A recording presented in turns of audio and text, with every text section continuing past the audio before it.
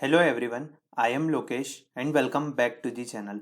दोस्तों, आज की वीडियो में एनफीटीक्यू प्रिपरेशन की सीरीज में डे 5th और डे 6th में हमने डीबीएमएस को कंसिडर करा है। इसी के साथ साथ अगर आप जावा आपने अगर सिलेक्ट करी है क्वालिफायर राउंड फाइनल राउंड के लिए या आपने पाइथन सिलेक्ट करी है तो भी आपको डीबीएमएस पढ़ना ज़रूरी है, क्योंकि डीबीएमएस कॉमन सब्जेक्ट है, चाहे आप जावा कैंडिडेट हैं पाइथन कैंडिडेट हैं। अब दोस्तों, हमने हमारे चैनल पे डीबीएमएस का पार्ट 1 कंप्लीट कर लिया था, जिसमें हैंड रिटन नोट्स देखे थे, इंपॉर्टेंट टॉपिक देखे थे, काफ़ी सारी चीज़ें हमने वहाँ पे कवर की थी।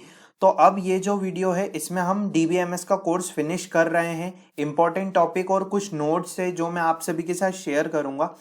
तो डीबीएमएस पार्ट 2 में एडवांस टॉपिक है और काफ़ी सारे कैंडिडेट्स ने मुझसे कमेंट सेक्शन में बोला, इंस्टाग्राम पे मैसेजेस आए कि सर आप इसका जो पार्ट 2 है उसे भी लाइए और वीडियो बनाइए उसकी और इसे कंप्लीट कर दीजिए जल्दी से जल्दी, क्योंकि जो डीबीएमएस है वो कॉमन रहता है जावा कैंडिडेट्स और पाइथन कैंडिडेट्स के लिए, और इसके 10 क्वेश्चन आते हैं क्वालिफायर राउंड में, और जब फाइनल राउंड रहता है तो उसमें भी डीबीएमएस के क्वेश्चंस पूछे जाते हैं। तो दोस्तों, आज की इस वीडियो में हम इस पूरा जो डीबीएमएस का पार्ट 2 है उसको कंप्लीट कर लेंगे। जितने इंपॉर्टेंट टॉपिक्स है आपको एक एक टॉपिक में समझा दूंगा, और जो नोट्स मैंने यहाँ पे बनाए हैं या जो नोट्स मेरे पास हैं, रिसोर्सेज हैं, मैं आप सभी के साथ उन्हें शेयर कर दूंगा। टेलीग्राम चैनल पे भी टेलीग्राम चैनल पे आपको सब मिल जाएगा, और जो नोट्स है वो मैं आप सभी के साथ शेयर कर दूंगा, लिंक भी आपको मिल जाएगी। तो दोस्तों, आज की इस वीडियो में एनफीटीक्यू के डीबीएमएस पार्ट 2 के कुछ एडवांस टॉपिक हैं। इंपॉर्टेंट टॉपिक्स मैंने यहाँ पे चूज करे हैं। हमने यहाँ पे जो सारे ही टॉपिक हमने यहाँ पे कंसिडर करे हैं, ऐसा नहीं है कि हमने कोई टॉपिक को स्किप करा है। Subquery, transactions, no SQL databases, types of NoSQL, MongoDB all functions, MongoDB, NoSQL, इनके क्वेश्चंस आते हैं दोस्तों क्वालिफायर राउंड में। जब हमने प्रैक्टिस करी थी डीबीएमएस की तो हमने काफी सारे क्वेश्चंस देखे थे मोंगोडीबी के और नो एसक्यूएल के। तो मैं आपको एक चीज बताना चाहता हूँ, आपको इसके लिए रेडी रहना है और हम अब इस टॉपिक को कंप्लीट कर लेते हैं। डेटाबेस मैनेजमेंट सिस्टम की सीरीज में आप यहाँ पे जाके देखेंगे तो इस टाइप से पूरा उन्होंने बता रखा है ट्रांजेक्शन्स के बारे में और सब क्वेरी, और उन्होंने सारे टॉपिक दे रखे मोंगोडीबी और इन सब से रिलेटेड। तो वो मैं आपको आज कवर करवाने वाला हूँ। और एनफीटीक्यू इन्फोसिस प्रिपरेशन की सीरीज में अभी तक हमारी 21 वीडियोज है, जिसमें हमने काफ़ी सारी प्रैक्टिस कर ली है, चाहे वो पाइथन से रिलेटेड हो चाहे वो डीबीएमएस से रिलेटेड हो। मैंने सारे रिसोर्सेस और सारे जो पीडीएफ से आप सभी के साथ शेयर कर दिए, और जितने भी बचे हुए वीडियोज है या हमारा कुछ टॉपिक बच गया है तो उन्हें भी हम जल्दी से जल्दी कंप्लीट कर लेंगे। आज की वीडियो स्टार्ट करते हैं। ये मेरे खुद के नोट्स हैं, ज़्यादा नहीं है, 7 पेज के ही हैं। यहाँ पे जो एडवांस टॉपिक थे उस टाइम मैंने इतनी चीज़ें उनमें से कवर नहीं की थी। मैंने मतलब पढ़ लिया था कि हाँ मुझे एक बेस बन जाए कि हाँ मुझे ये याद रखना है। अब देखिए इंपॉर्टेंट टॉपिक्स क्या है, हमारे सब क्वेरी है। तो यहाँ पे सब क्वेरी को हम स्टार्ट करते हैं और देखते हैं कि सब क्वेरी एक्चुअली में होता क्या है। सब क्वेरी दोस्तों क्या होता है? सब क्वेरी एक क्वेरी रहती है जो कि क्वेरी के अंदर रहती है। मतलब सब query is a query with in a query. सब क्वेरी का हम क्यों यूज करते हैं? जैसे हमारे पास बहुत कॉम्प्लेक्स क्वेरी है तो उसको हम क्या करेंगे, डिवाइड कर देंगे स्मॉलर पार्ट्स में, जिससे कि उसको सॉल्व करना बहुत ही आसान हो जाएगा और हमें जो आउटपुट चाहिए वो भी एक अच्छे वे में मिलेगा। अब सब क्वेरी जो रहती है वो इनक्लोज रहती है ब्रैकेट्स में, और उसको यूज करते हैं हम सिलेक्ट फ्रॉम वेयर और हैविंग क्लॉजेस में। अब यहाँ पे ध्यान से देखिए, यहाँ पे मैं आपको बता दूं ये रेफरेंस जो है मैंने एनफीटीक्यू की वेबसाइट से लिया है, क्योंकि एनफीटीक्यू की वेबसाइट पे बहुत ही अच्छा कंटेंट है। सब क्वेरी में आप ऐसे एग्जांपल ले सकते हैं, जैसे कि सब क्वेरी सिलेक्ट में देखें, अगर आपको सिलेक्ट करनी है आईडी, एम्प्लॉय नेम, सैलरी, तो आप किस टाइप से कर सकते हैं। कॉम्प्लेक्स क्वेरी रहती है, उसको रिजॉल्व करने के लिए, उसको छोटा करने के लिए हम सब क्वेरी का यूज करते हैं। आप सब क्वेरी को फ्रॉम में, वेयर में, हैविंग में यहाँ भी यूज कर सकते हैं। अब दोस्तों सब क्वेरी मेनली 2 टाइप्स की रहती है, जिससे कि इंटरनली प्रोसेस करते हैं हम डिटेल्स को और फैच करते हैं रिक्वायर्ड डिटेल्स को टेबल में से। तो सब क्वेरी 2 टाइप की रहती है, एक इंडिपेंडेंट सब क्वेरी रहती है और एक को रिलेटेड सब क्वेरी रहती है। तो अब हम सबसे पहले देखते हैं कि इंडिपेंडेंट सब क्वेरी क्या होती है। देखिए दोस्तों, इंडिपेंडेंट सब क्वेरी में क्या होता है कि जो इनर और आउटर क्वेरी रहती है वो इंडिपेंडेंट रहती है एक दूसरे पे। जैसे कि मैंने एक क्वेरी लिखी, यहाँ पे मैं आपको पेन ब्रश पे लेके चलता हूँ और वहाँ पे ही समझा देता हूँ, इससे आसानी होगी। तो दोस्तों यहाँ पे जैसे कि मैंने एक क्वेरी लिखी है, तो अगर मैंने जो इनर और आउटर क्वेरी लिखी है, जैसे मैंने यहाँ पे select star from this table, और मैंने यहाँ एक क्यूरी लिखी और मैंने यहाँ एक क्यूरी लिखी है, मतलब फर्स्ट क्यूरी यहाँ और सेकंड क्यूरी यहाँ। तो यहाँ पे जो इनर और आउटर क्यूरी है उस पे दोनों डिपेंड रहेगी। मतलब आप समझ रहे हैं यहाँ पे पॉइंट कि इन मींस इंडिपेंडेंट सब क्यूरी में क्या होता है, इनर और आउटर क्यूरी जो रहती है वो इंडिपेंडेंट रहती है एक दूसरे पे। मतलब उनको उनको ऐसा नहीं है कि यहाँ पे ये डिपेंड रहेगी एक दूसरे पे, उनको यहाँ पे अगर दो क्वेरी है तो वो इंडिपेंडेंट रहेगी एक दूसरे के। तो you can run an inner query and inspect is result independent of the outer query. मतलब आप इसका पर्टिकुलर रिजल्ट निकाल सकते हैं, इसका चाहे कोई भी रिजल्ट आए उससे हमें कोई मतलब नहीं है, because they are independent of each other. तो आपको एक ही चीज बताना चाहता हूँ कि इसका अगर कोई रिजल्ट आ रहा है तो इससे इसका कोई मतलब नहीं है। अब हम यहाँ पे देखते हैं कि किस टाइप से इंडिपेंडेंट क्वेरी को डिफाइन किया जाता है। देखिए जैसे कि मैंने यहाँ पे लिखा कि select ID employee name salary from employee table where salary select max salary from employee B. जैसे मान लीजिए एम्प्लॉय टेबल है तो अब हमको क्या करना है, मैक्सिमम सैलरी जो है वो एम्प्लॉय बी से हमको यहाँ पे बतानी है, सिलेक्ट करनी है। तो अब आप यहाँ पे ध्यान से देखिए, एम्प्लॉय बी है उसमें से हमने यहाँ पे मैक्सिमम सिलेक्ट कर ली क्वेरी, तो ये इनर क्वेरी एग्जीक्यूट हो रही है। अब ये जो रिजल्ट है क्वेरी का वो सब्सटीट्यूट हो जाएगा आउटर क्वेरी में। जैसे आउटर क्वेरी में क्या हो जाएगा कि सैलरी यहाँ पे हमको कौन सी सिलेक्ट करनी है, बी वाली सिलेक्ट करनी है। तो इस टाइप से हमारी आउटर क्वेरी एग्जीक्यूट हो जाएगी और हमारा ये आंसर आ जाएगा, मतलब हमको जो रिक्वायर्ड आउटपुट चाहिए। तो आपको यहाँ पे समझ आया होगा कि किस टाइप से जो इनर क्वेरी और आउटर क्वेरी है वो इंडिपेंडेंट रहती है एक दूसरे के, इनको किसी से कोई मतलब नहीं है। मीन्स यहाँ पे अगर इनर क्वेरी का रिजल्ट अलग आ रहा है तो आउटर क्वेरी से उसका कोई लेना देना नहीं है। अब यहाँ पे दोस्तों सेकेंड टाइप की क्वेरी रहती है को रिलेटेड सब क्वेरी, क्योंकि दो टाइप है, इंडिपेंडेंट और को रिलेटेड। अब आप यहाँ पे ध्यान से देखिए, को रिलेटेड सब क्वेरी क्या होती है। को रिलेटेड सब क्वेरी ऐसी सब क्वेरी होती है जिसमें इनर क्वेरी जो रहती है वो डिपेंड रहती है आउटर क्वेरी पे उसके एग्जीक्यूशन के लिए। मीन्स आप समझ रहे, यहाँ पे कोई क्वेरी लिखी हुई है और यहाँ पे कोई क्वेरी लिखी हुई है, जैसे फर्स्ट क्वेरी यहाँ, सेकेंड क्वेरी यहाँ। तो यहाँ पे क्या होगा कि ये जो है इनर क्वेरी आउटर क्वेरी पे डिपेंड है उसके एग्जीक्यूशन के लिए। मतलब अगर मुझे कुछ ऑपरेशन भी परफॉर्म करना है इनर क्वेरी पे और इनर क्वेरी पे कोई ऑपरेशन परफॉर्म हो रहा है तो वो क्या होगा, आउटर क्वेरी पे डिपेंड रहेगी एग्जीक्यूशन के लिए। तो अब आप यहाँ पे ध्यान से एक चीज को समझिए कि किस टाइप से जो इंडिपेंडेंट और को रिलेटेड सब क्वेरी है ये हमको समझ आ रहा है।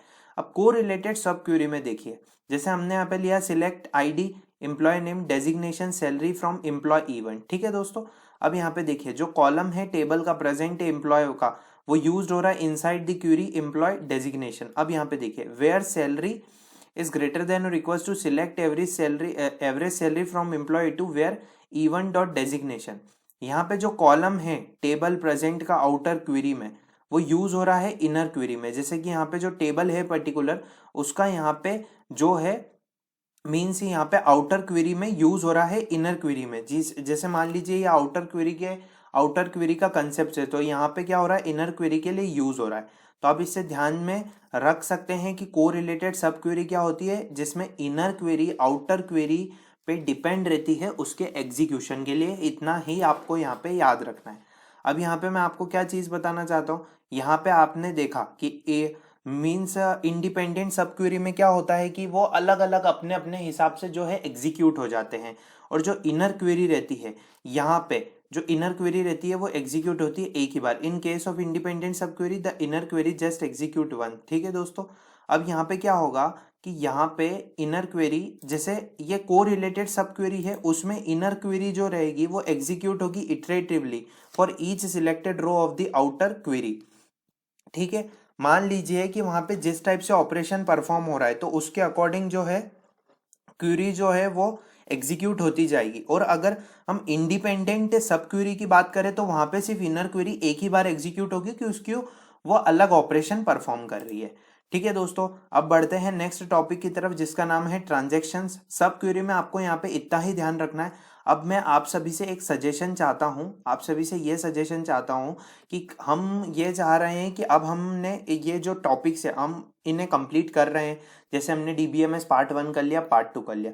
अब मैं ये सोच रहा हूँ कि जो असेसमेंट हैं, जैसे असेसमेंट्स और जो क्विज हैं टोटल क्विज है, तो एक सिंगल वीडियो बना दूं और उसमें पार्ट 1 और पार्ट 2 के क्विज भी कंप्लीट कर लेते हैं।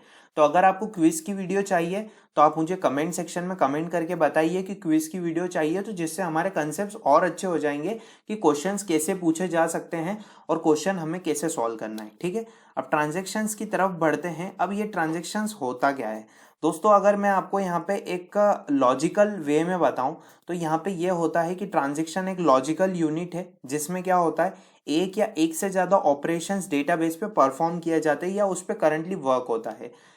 ट्रांजेक्शन के दो इंपॉर्टेंट फंक्शंस बहुत है। ट्रांजेक्शन के बहुत दो इंपॉर्टेंट फंक्शंस है कि इंश्योर कि ट्रांजेक्शन कब हैपन होगा एक एटॉमिक मैनर में। मतलब अगर हमने किसी चीज़ को एक मीन्स स्टेप्स में रखा है कि हाँ ये इस हिसाब से इस हिसाब में होना चाहिए, तो ट्रांजेक्शन के जितने भी ऑपरेशंस है वो एक एटॉमिक मैनर में परफॉर्म होना चाहिए। इसी के साथ साथ यहाँ पे अगर ट्रांजेक्शन किसी स्टेप पे जाके फेल हो जाता है तो कैपेबिलिटी होना चाहिए कि वो पार्शियल प्रोसेसिंग को अंडू कर ले, और इसी के साथ साथ उसकी कैपेबिलिटी हो कि अगर फेलियर किसी भी स्टेप पे आए तो उसको सही कर दे। अब देखिए दोस्तों, मैं आपको एक चीज़ बताना चाहता हूँ। डेटाबेस में अब हमें ट्रांजेक्शन की ज़रूरत क्यों पड़ी। डेटाबेस में कभी कभी क्या होता है कि काफ़ी लार्ज अमाउंट ऑफ डेटा आता है, कभी डेटा किसी कारण से फेल हो जाता है, मीन्स डेटाबेस में डेटा फैच नहीं हो पाता है, फेल हो जाता है, फेलियर आ जाते हैं, काफ़ी सारे एरर्स आ जाते हैं। तो उसके लिए जो पर्पस है ट्रांजेक्शन का वो यही है कि वो reliable unit of work provide करवाता है डेटाबेस को, जिससे कि डेटाबेस में अगर कुछ फेलियर्स हो रहे हैं तो वो अपने आप सुधर जाते हैं। इसी के साथ साथ जो भी डेटाबेस का जितना भी वर्क कल्चर रहता है या उसका जितना भी पूरा एरिया रहता है कि वो इतने काम के लिए इतना सब कुछ अलोकेट हुआ है, तो उसके लिए भी ट्रांजेक्शन जो रहता है वो एक्सेस करवाता है डेटा को कॉन्करेंटली। मतलब अगर काफ़ी लाखों यूजर्स एक साथ डेटाबेस को एक्सेस करने की कोशिश कर रहे हैं, उन्हें इंफॉर्मेशन चाहिए, तो ट्रांजेक्शन क्या करेगा, कॉन्करेंटली एक्सेस करवाने में भी मदद करेगा। अब ट्रांजेक्शन्स कैसे परफॉर्म्ड होते हैं डेटाबेस में, देखिए ट्रांजेक्शन कैसे परफॉर्म्ड होते हैं, एग्जीक्यूट होते हैं सिंगल और मैनी एसक्यूएल क्वेरीज में, जो कि स्टेट बताती है डेटाबेस की कि एक स्टेट से दूसरी स्टेट में किस टाइप से ट्रांजेक्शन परफॉर्म हो रहा है और किस टाइप से जो है ऑपरेशंस परफॉर्म हो रहे हैं। एसक्यूएल कमांड जो है हम इसमें जनरली यूज करते हैं वो क्रिएट, अल्टर, इंसर्ट, डिलीट होता है। डायग्राम यहाँ पे मैं आपको एक चीज बताना चाहता हूँ, यहाँ पे शायद डायग्राम नहीं है, पर डायग्राम से दोस्तों बेसिकली यही है कि मैं आपको एक चीज बताना चाहता हूँ। जैसे ट्रांजेक्शन में क्या होता है कि सबसे पहले हमने इंसर्ट करा, फिर कुछ ऑपरेशन परफॉर्म हुआ, फिर यहाँ पे वो नेक्स्ट स्टेप पे गया, तो इस टाइप से स्टेप बाय स्टेप वो जो रहता है वो पूरा अच्छे से वर्क करता है, क्योंकि उसका जो वर्क रहता है नॉर्मली इसी टाइप से रहता है।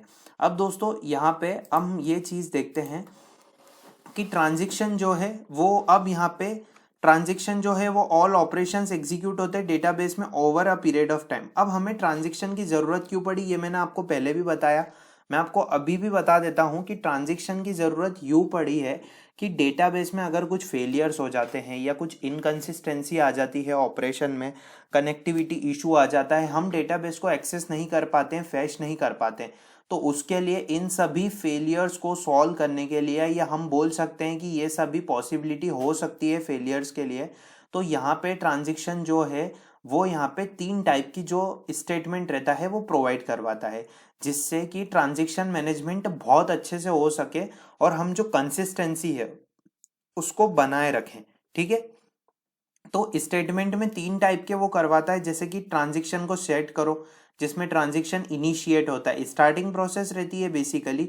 सेकंड कमिट रहता है जिसमें हम कंप्लीट करते हैं ट्रांजेक्शन को, मीन्स कमिट में ये होता है कि जो एक्शंस रहते हैं ट्रांजेक्शन के वो रोल्ड बैक नहीं हो सकते after commit has been execute. मतलब एक बार अगर वो हो गए तो फिर वो रोल बैक नहीं हो पाएंगे वापस, क्योंकि वो एक्शंस हो गए।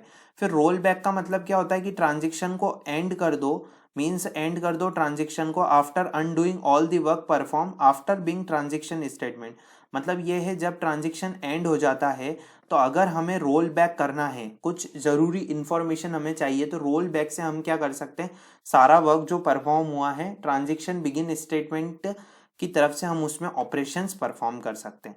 अब यहाँ पे एक चीज़ देखिए, ये तो दोस्तों एडवांस कंसेप्ट है ऑटो कमिट, इसका इतना नहीं है, ये ट्रांजेक्शन की चीज़ देखिए।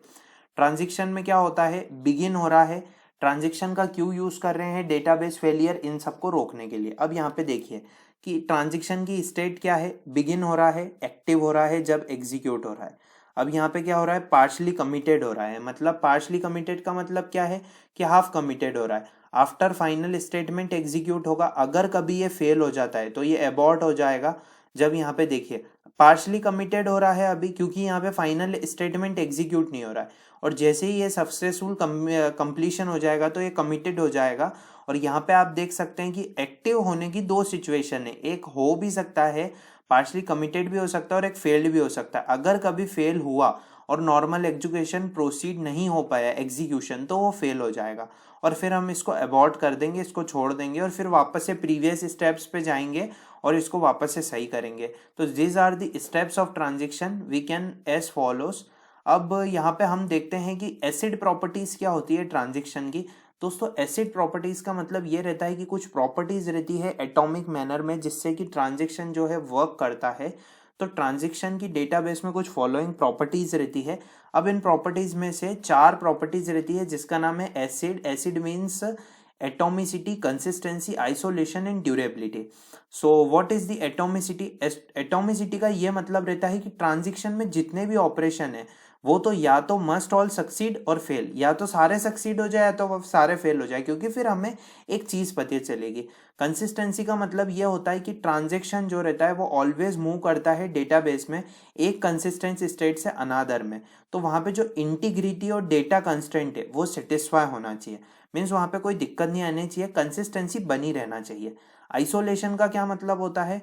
Transaction execute in isolation of each other. मतलब मैं आपको ये चीज बताना चाहता हूँ कि यहाँ पे अगर एक ट्रांजेक्शन जो है उसमें पार्शियल एग्जीक्यूशन हो रहा है तो वो किसी अदर ट्रांजेक्शन को नहीं दिखना चाहिए। ठीक है, ये बात याद रखना है। यहाँ पे कमिटेड डेटा विजिबल होना चाहिए, only committed data is visible to the other transaction. जो इंपॉर्टेंट इंफॉर्मेशन है, या हम बोल सकते हैं आइसोलेशन मेंटेन करने के लिए जो हमारा पार्शियल कमिटेड हो रहा है वो किसी अदर ट्रांजेक्शन को शो नहीं होना चाहिए, इसको हम आइसोलेशन बोलेंगे।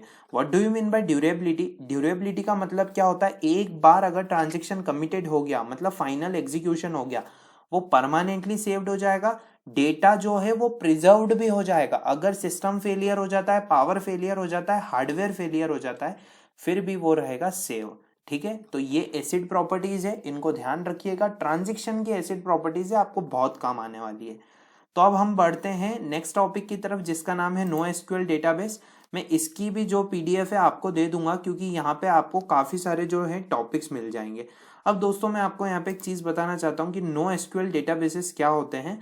और अब हम नो एसक्यूएल डेटाबेसेस पढ़ने के पहले एक बात मैं आपको बताता हूँ। हमने एसक्यूएल पढ़ा, एसक्यूएल स्ट्रक्चर्ड क्वेरी लैंग्वेज हमने पढ़ी कि अगर हमें जो है डेटाबेसेस की ज़रूरत है, मतलब हम डेटाबेस का क्यों यूज़ करते हैं, हम एसक्यूएल का यूज़ करते हैं, हम डेटा रखते हैं, उस पर काफ़ी सारे ऑपरेशंस परफॉर्म करते हैं हमारी इन्फॉर्मेशन को सेव करने के लिए। अब दोस्तों डेटा का मतलब क्या होता है? Raw facts and figure. Data कुछ भी हो सकता है, data raw facts and figure भी हो सकते हैं। पर आपने एक टर्म के बारे में सुना होगा जिसका नाम है बिग डेटा। बिग डेटा का मतलब क्या होता है दोस्तों? बिग डेटा डेटा होता है, बिग डेटा डेटा ही होता है, बट वो ह्यूज होता है साइज में, मतलब वो बहुत बड़ा होता है। जैसे कि यहाँ पे आज हम अगर सोशल मीडिया प्लेटफॉर्म्स की बात करें, या हम अगर किसी यूनिवर्सिटी लेवल या कहीं भी मीन्स अगर साइंटिफिक रिसर्च की बात करें तो वहाँ पे बिग डेटा का ही यूज़ होता है, क्योंकि इन्फॉर्मेशन जो रहती है वो बहुत ज़्यादा आती है। तो उस इन्फॉर्मेशन को कैसे हमें मैनेज करना है और उसको हम डेटाबेस में कैसे रिसाइड्स करवाएंगे, उसके लिए हम नो एसक्यूएल डेटाबेसेस का यूज़ करते हैं। आपको एक चीज़ बता दूं, बिग डेटा में जो है मीन्स किस टाइप से, बिग डेटा में काफी सारा डेटा आता है, वेराइटी, जैसे कि अगर फोटोज हो गए, वोट्स हो गए, लाइक्स हो गए, वॉल्यूम के 100 seconds of terabytes of user contributed data आ रहा है, वेलोसिटी कितनी स्पीड से डेटा आ रहा है, अराइव हो रहा है और चेंज हो रहा है। अब मैं आपको यहाँ पे बता सकता हूँ कि यहाँ पे अगर आप फेसबुक पे किसी ने अगर एक पोस्ट डाली है, मीन्स अगर पब्लिक फिगर या पब्लिक कम्युनिटी की हम बात करें, तो 1 मिनट में आप देख सकते हैं कि ट्विटर पे या फेसबुक पे कितने कमेंट्स आ जाते हैं, कितने लाइक्स आ जाते हैं।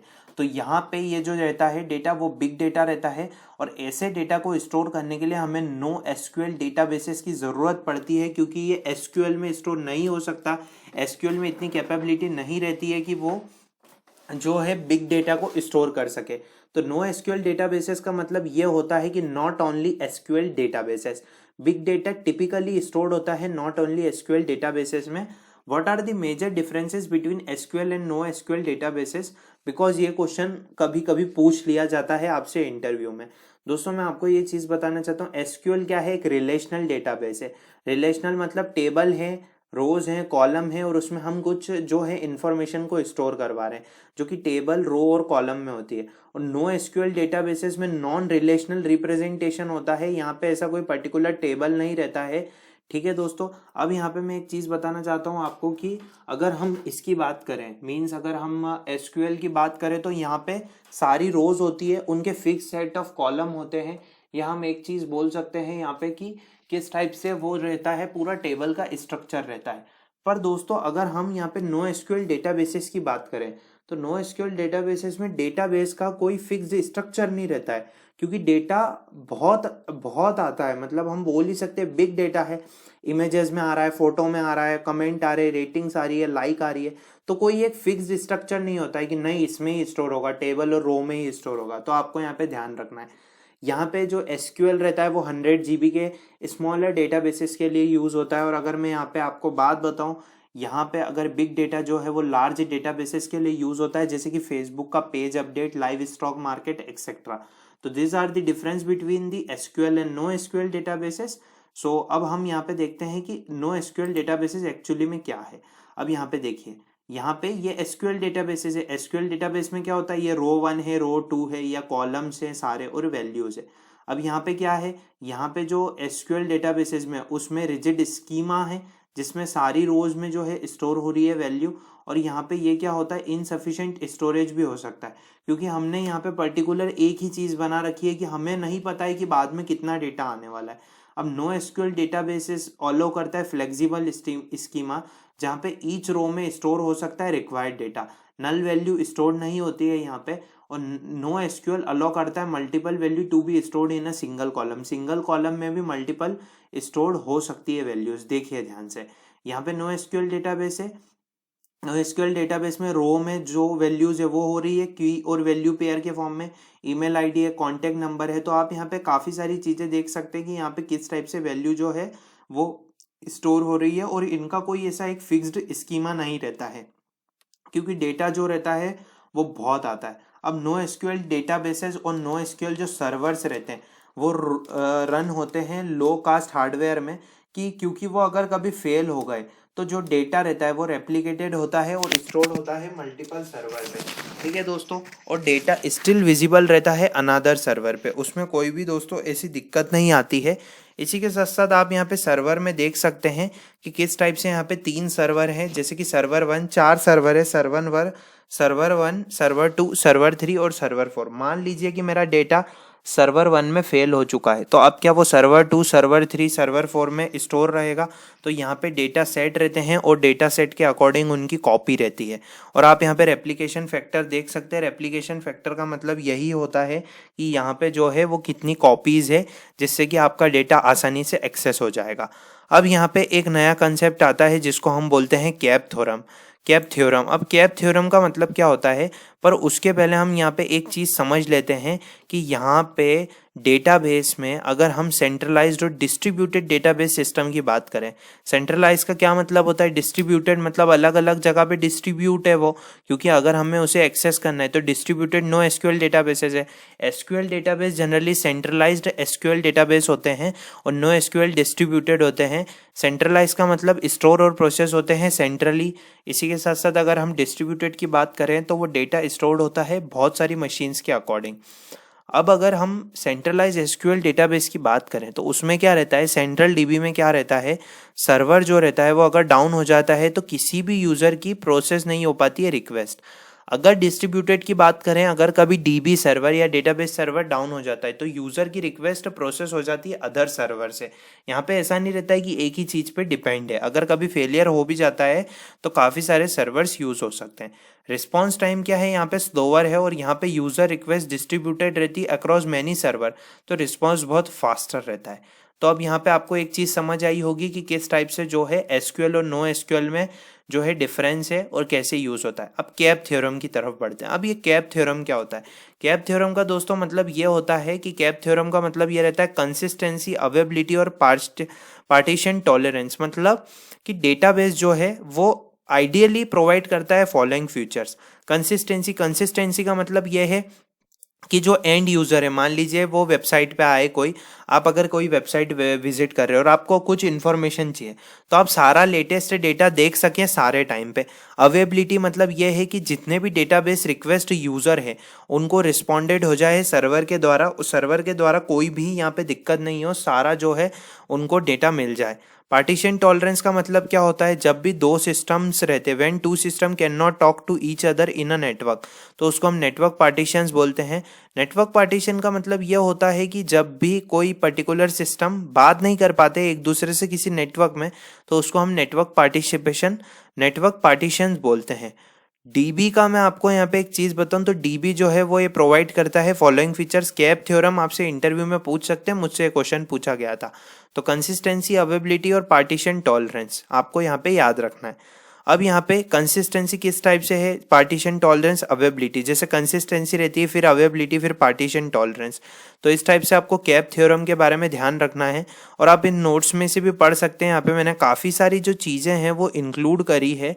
आप यहाँ पे जाके डिजायर्ड कैरेक्टरिस्टिक फीचर्स में जाके आप यहाँ पे देख सकते हैं। अब देखिए नो एसक्यूएल के टाइप क्या होते हैं। जैसे कि हमने नो एसक्यूएल के बारे में पढ़ा कि नॉट ओनली एसक्यूएल डेटाबेसेस।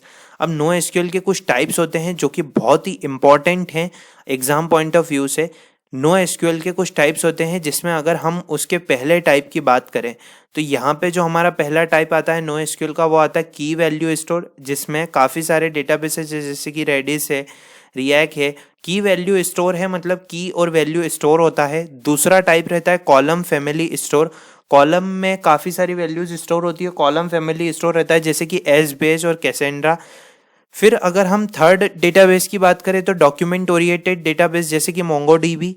अब मैं आपको एक चीज़ बताना चाहता हूँ, मोंगोडीबी काफ़ी अच्छा डेटाबेस है, डॉक्यूमेंट ओरिएंटेड डेटाबेस है और यहाँ पे एग्जाम पॉइंट ऑफ व्यू से क्वेश्चंस आ सकते हैं। और एक ग्रुप रहता है कि ग्रुप डेटाबेसेस या ग्राफ डेटाबेसेस, काफ़ी सारी चीज़ें रहती है, वो भी मैं आप सभी के साथ अभी डिस्कस करता हूँ।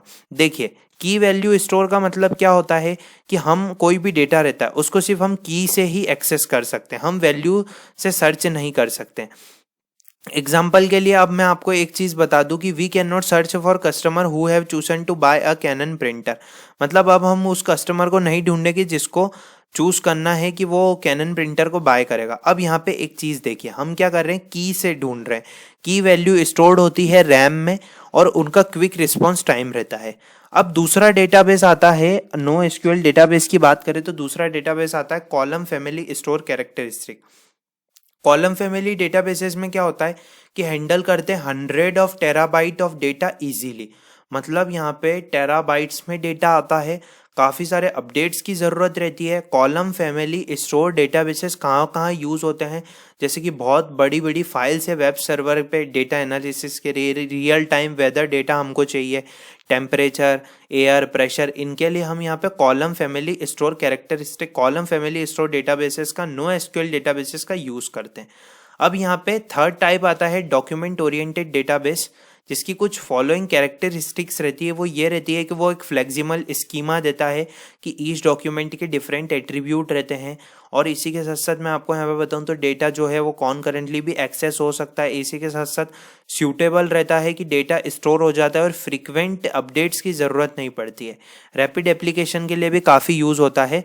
और यहाँ पे इसका डॉक्यूमेंट ओरिएंटेड डेटाबेस का आपको एग्जांपल दूँ तो मोंगोडीबी है। अब हम मोंगोडीबी के बारे में पहले पढ़ेंगे। मोंगोडीबी एक पॉपुलर डॉक्यूमेंट ओरिएंटेड डेटाबेस है। अब यहाँ पे आप इसके ऑपरेशंस देखेंगे, अभी हम नीचे देखेंगे। लास्ट डेटाबेस रहता है ग्राफ डेटाबेस। अब ग्राफ डेटाबेस में क्या रहता है कि यहाँ पे हाईली बहुत ही बड़ा डेटा आता है, जो फेसबुक से, ट्विटर से, ये सब ग्राफ डेटाबेसेस का ही यूज़ करते हैं। अब यहाँ पे ग्राफ डेटाबेस में कोई भी जॉइंस नहीं चाहिए क्वेरी के लिए। इसी के साथ साथ ग्राफ डेटाबेसेस ग्राफ थ्योरी का यूज़ करते हैं ट्रेवर्सल के लिए। उनको ये याद रखना पड़ता है कि कब किस पोजीशन से वो स्टार्ट हुए हैं और किन नोड्स को वो स्किप करके विजिट हो रहे हैं। तो अब यहाँ पे मैं आपको यहाँ बताना चाहता हूँ कि ग्राफ डेटाबेस भी एटॉमिसिटी, कंसिस्टेंसी, आइसोलेशन और ड्यूरेबिलिटी एसिड प्रॉपर्टीज को फॉलो करते हैं, जैसे कि एसक्यूएल है। अब ट्विटर यूजर है और उनके फॉलोअर है वो रिप्रेजेंटेटिव हो रहे ग्राफ से, जैसे कि विनय ने फॉलो करा राज को, फिर अनु को, फिर इस टाइप से राज ने फॉलो करा अनु को, फिर यहाँ प्रिया। तो किस टाइप से यहाँ पे जो डेटाबेसेस है वो ग्राफ के फॉर्म में हो रहा है। यहाँ पे 2 एट्रीब्यूट है, एक यूजर आईडी और एक यूजर नेम। यूजर आईडी और यूजर नेम रहता है, नोड्स कनेक्टेड रहती है कि each other through relationship called follows, जैसे कि आपके फ्रेंड्स जो हैं वो किन किन से जुड़े हैं और वो जो म्यूचुअल फ्रेंड्स की कैटेगरी में किस टाइप से हैं। इस टाइप से ग्राफ डेटाबेस रहता है। अब हम बढ़ते हैं मोंगोडीबी की तरफ। मोंगोडीबी जो है अभी एग्जाम पॉइंट ऑफ व्यू से हमारे लिए एक इंपॉर्टेंट टॉपिक है, क्योंकि क्वेश्चंस आते हैं। मोंगोडीबी एक open source documented oriented database है। ये डिज़ाइन है हाईली स्केलेबल्स और ऑफर करता है हाई डेवलपर प्रोडक्टिविटी। इसी के साथ साथ मोंगोडीबी स्टोर करता है डेटा को जेसॉन की तरह, जैसे कि डॉक्यूमेंट में डायनेमिक स्कीमा रहता है। मोंगोडीबी और ओरेकल में कुछ डिफरेंस है, जैसे कि मोंगोडीबी में डेटा स्टोर होता है कलेक्शंस में, ओरेकल में टेबल में होता है। यहाँ पे डेटा स्टोरेज डॉक्यूमेंट रहता है जो कि स्टोर होता है कलेक्शन में, वहाँ पे रिकॉर्ड में होता है या टेबल में हो सकता है, टेबल रो में हो सकता है। कलेक्शन का डायनेमिक स्कीमा रहता है, मतलब कि डॉक्यूमेंट जो रहते हैं कलेक्शन में उसके डिफरेंट एट्रीब्यूट रहते हैं। टेबल का फिक्स्ड स्कीमा रहता है, हमको ये भी पता होता है कि एट्रीब्यूट प्री डिफाइंड होते हैं जब हम डेटा को स्टोर करते हैं। यहाँ पे आप किस टाइप से देख सकते हैं कि किस टाइप से यहाँ पे एग्जाम्पल्स हैं। अब मोंगोडीबी के कुछ ऑपरेशन है, जैसे कि इंसर्ट, फाइंड, अपडेट, रिमूव। ठीक है, तो इंसर्ट में आपको कैसे इंसर्ट करना है देखिए। एसक्यूएल में अगर आप करते तो कैसे करते, इंसर्ट इनटू टेबल नेम, और फिर आपके जो भी कॉलम्स आपको डालने हैं या जो भी एट्रीब्यूट्स करने हैं फिर आपको वैल्यूज डालनी है। अब यहाँ पे क्या होता है कि यहाँ पे जो टेबल रहती है, टेबल को यहाँ क्या बोलते हैं, कलेक्शन बोलते हैं। मतलब यहाँ पे जो डेटा स्टोर्ड होता है वो कलेक्शन में होता है। तो db.collection.insert इस टाइप से इसका सिंटैक्स रहता है। फिर हम यहाँ पे फील्ड से लिखते हैं कि किस टाइप से जो है फील्ड है और उसके अकॉर्डिंग हम वैल्यूज लिखते हैं, और ये एक पूरा डॉक्यूमेंट में हो जाता है, क्योंकि यहाँ पे डेटा जो रहता है वो अधिकतर कलेक्शंस में डॉक्यूमेंट्स के फॉर्म में स्टोर्ड होता है। Second is the find. Find में अभी हमें यही कर रहे हैं कि किस टाइप से हम फाइंड करते हैं, तो ये देख लीजिए आप, यहाँ पे आप सिंटेक्स को देख सकते हैं। थर्ड है अपडेट। अपडेट के लिए हम क्या कर रहे हैं कि कलेक्शन है, अपडेट क्राइटेरिया कैसा है कि हम यहाँ पे अपडेट कर रहे हैं। फिर अपडेट का एक्शन है, मोंगोडीबी में हमको स्पेसिफाई करना पड़ता है अपडेट एक्शन के लिए, और एसक्यूएल में आप देख सकते हैं। ये आपको ध्यान रखना है क्योंकि एग्जाम में क्वेश्चंस पूछे जा सकते हैं, इससे मोंगोडीबी से तो पूछते ही हैं। रिमूव क्या रहता है, रिमूव क्या करता है, रिमूव कर देता है पर्टिकुलर अगर हमें कोई इन्फॉर्मेशन नहीं चाहिए तो। फिर ये डिलीट क्राइटेरिया, ये कलेक्शन है और एसक्यूएल का सिंटेक्स है। अपडेट से हम क्या कर सकते हैं, अपडेट कर सकते हैं किसी भी इन्फॉर्मेशन को। फाइंड मतलब हमें अगर कुछ ढूंढना है। अब दोस्तों यहाँ पे इस टाइप से ये मोंगोडीबी जो है वो इतना सा ही है, क्योंकि मोंगोडीबी में पर्टिकुलर यही चीज़ें हैं और यही आपको पढ़नी है। अब यहाँ पे मैं आपको इन्फिटिक्यू की वेबसाइट पे लेके चलता हूँ। यहाँ पे देखिए, यहाँ पे काफ़ी सारे क्विज और यहाँ पे बहुत सारे सेक्शंस है। अगर आपको चाहिए इसमें वीडियो क्विज पे, तो मैं एक ही सिंगल वीडियो ले आऊँगा जिसमें पार्ट 1 और पार्ट 2 के क्विज देख लेंगे। काफ़ी अच्छे से आगे काम आने वाले सारे टॉपिक्स को कंसीडर कर लेंगे। तो दोस्तों ये जो नोट्स है ये सभी आप सभी के साथ मैं शेयर कर दूंगा।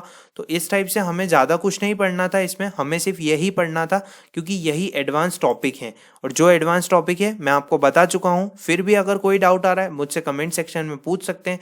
उम्मीद करता हूँ आपको वीडियो अच्छी लगी होगी। आप चैनल पे नए हैं तो चैनल को सब्सक्राइब कर लीजिए। Daily job update freshers video के लिए आप देख सकते हैं कि अभी सुबह की 3:14 AM हो रहे हैं और मैं आप सभी के लिए वीडियो बना रहा हूं। तो दोस्तों यहाँ मैं आप सभी के लिए बहुत ही कोशिश कर रहा हूं अच्छे से कि आप सभी फर्स्ट अटैम्प्ट में इन्फिटिक्यू एग्जाम को क्रैक करें और अच्छे से अच्छी जल्दी से जल्दी प्लेस्ड हो जाए। तो उम्मीद करता हूँ आपको वीडियो अच्छी लगी होगी। कोई भी डाउट आ रहा है कमेंट सेक्शन में पूछ सकते हैं। Thanks for watching the video.